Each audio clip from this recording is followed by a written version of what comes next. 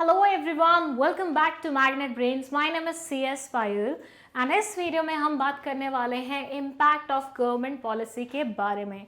I know हम काफ़ी सारे पॉइंट्स पढ़ चुके हैं बट और भी बहुत सारे पॉइंट्स आपको पढ़ने पड़ेंगे एंड इस पर्टिकुलर वीडियो में हम पढ़ेंगे this point that is need for developing human resource.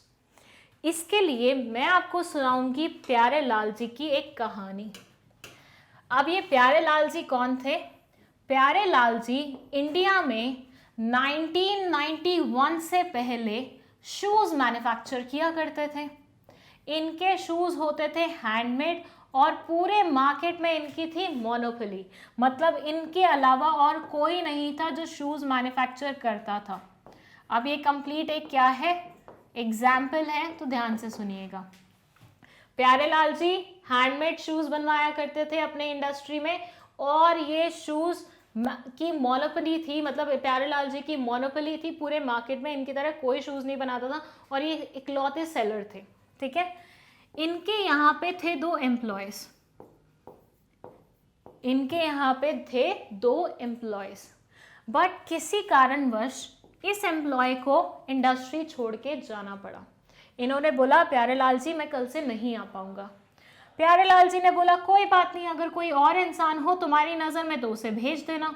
इन्होंने बोला ठीक है मैं अपने एक कज़न को भेज दूंगा, लेकिन वो ट्रेंड नहीं है, मतलब उसके पास स्किल्स नहीं है, तो आप देख लीजिएगा थोड़ा सा। इन्होंने बोला कोई बात नहीं तुम भेज देना, हम देख लेंगे। अब ये दो लोग मिलके क्या बनाने लग गए, शूज़ बनाने लग गए। जब इन्होंने शूज़ बनाए तो क्योंकि ये इंसान ट्रेंड नहीं था तो शूज़ बहुत ही बेकार बनने लगे। अब सोच विचार ये था कि शूज़ बेकार बन रहे हैं, कहीं कस्टमर्स ना चले जाएं, तो ये मुद्दा प्यारे लाल जी तक पहुंचा। प्यारे लाल जी ने बोला मुझे कोई टेंशन नहीं है क्योंकि मार्केट में सिर्फ मेरी एक दुकान है, अगर कोई इंसान मुझसे नहीं लेगा तो वो कहीं और से नहीं ले पाएगा। तो यहाँ पे क्योंकि उनकी मोनोपोली थी, as a result of which उन्होंने अपना क्या चलाया, हुक्म चलाया कि भैया मुझे कोई टेंशन नहीं है, बेकार बनाओ जैसे मर्जी बनाओ। इनने इसको समझाया भी कि भाई थोड़ा सा उसको ट्रेन कर देते हैं, थोड़ा सा खर्चा आएगा सीखने सिखाने में, करवा देते हैं, क्वालिटी अच्छी हो जाएगी। बट प्यारे लाल जी पैसे बहुत ज़्यादा पसंद करते थे और फालतू में खर्चना तो बिल्कुल इनको पसंद नहीं था। तो इन्होंने बोला मैं तो नहीं करने वाला इसके ऊपर कुछ भी खर्चा, आपको जैसे बनवाने हैं शूज़ बनवा दो। मतलब एक अनस्किल्ड इंसान से यहाँ पे शूज़ बनवाए जा रहे हैं जिनकी क्वालिटी बहुत ही बेकार है, जस्ट बिकॉज थोड़े से पैसे बचाने थे प्यारे लाल जी को।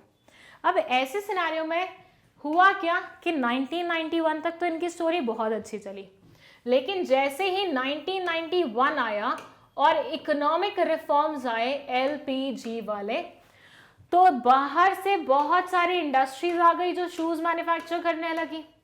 अब प्यारे लाल जी को मिल गया कंपटीशन, मतलब इनको कंपटीशन देने के लिए बाहर की बहुत सारी इंडस्ट्रीज इंडिया में आ गई। अब इनके शूज़ कोई भी नहीं खरीदता था क्योंकि इनके शूज़ों की क्वालिटी थी क्या, बेकार, क्योंकि इनके इंसान क्या थे, अनट्रेन्ड थे। जबकि ये जो इंडस्ट्रीज थी इन्होंने अपने यहाँ पे ट्रेंड एम्प्लॉयज़ रखे हुए थे। तो एक समय ऐसा आया कि प्यारे लाल जी की शूज़ की दुकान हो गई बंद, क्योंकि इनके लोग अनट्रेंड थे, उनके द्वारा बनाए गए शूज़ बिल्कुल ही बेकार क्वालिटी के थे। अब इससे हमने क्या बात सीखी? इससे हमने ये बात सीखी कि 1991 ने कहीं ना कहीं हमें रियलाइज़ कराया कि बेटा अगर आपको लंबी रेस में दौड़ना है तो आपको अपने ह्यूमन रिसोर्स पे खर्चा करना ही पड़ेगा। बिना उनके ऊपर खर्चा किए हुए आप काम नहीं चला सकते हैं। Indian enterprises have suffered for long with inadequately trained personnel, मतलब आज तक हम inadequate trained personnel के साथ काम चला रहे थे, लेकिन जैसे ही चीज़ें चेंज हुई आपको अपने यहाँ की ह्यूमन रिसोर्स को कहीं ना कहीं ट्रेन करना पड़ा। फिर ये बोलता है the new market condition require people with higher competence and greater commitment. जैसे जैसे मार्केट कंडीशन चेंज हुई अब आपको रिक्वायरमेंट थी ऐसे लोगों की जो बेटर परफॉर्म कर पाए, जिनके पास ट्रेनिंग हो, जो स्किल्ड हो। अगर आपको पता हो तो अभी रिसेंटली थोड़े टाइम पहले, थोड़े साल पहले I should say, skill India mission शुरू हुआ है। वो क्यों हुआ है, ताकि हमारे यहाँ के ये जो यंगस्टर्स हैं उन्हें हम स्किल कर पाएँ, मतलब उनके स्किल्स इम्प्रूव कर पाएँ, उन्हें ट्रेनिंग प्रोवाइड कर पाएँ। तो कहीं ना कहीं वहाँ पे भी हमने क्या सोचा कि ह्यूमन रिसोर्स पे खर्चा करना बहुत ज़्यादा ज़रूरी है। Hence the need for developing human resource arise. So कहीं ना कहीं 1991 के रिफॉर्म्स ने हमें ये समझाया कि बेटा अगर आपको लंबी रेस में जाना है, अगेन आई एम सेइंग, तो आपको कहीं ना कहीं अपने ह्यूमन रिसोर्स पे खर्चा करना ही पड़ेगा। So this was impact on government policy, किस तरह से कि ह्यूमन रिसोर्स की डेवलपमेंट के बारे में हमने सोचा for the very first time in the history, and काफ़ी हद तक हम इस चीज़ को फॉलो भी करते हैं आज की डेट में। आई होप आपको ये पॉइंट समझ में आया है। अगर कोई भी डाउट है कमेंट सेक्शन नीचे है, आप इजीली अपना डाउट पूछ सकते हैं। एंड अगर आपको किसी रिलेटेड कॉन्सेप्ट में भी डाउट है and you want us to make a video on that, तो आप वो भी रिक्वेस्ट कर सकते हैं कमेंट सेक्शन में। एंड अगर आपको 11th-12th के किसी भी टॉपिक में बिजनेस स्टडीज़ के कोई भी डाउट है, तो आप मैग्नेट ब्रेन्स की प्लेलिस्ट में जाके 11th-12th की बिजनेस स्टडीज़ की प्लेलिस्ट चेक कर सकते हैं।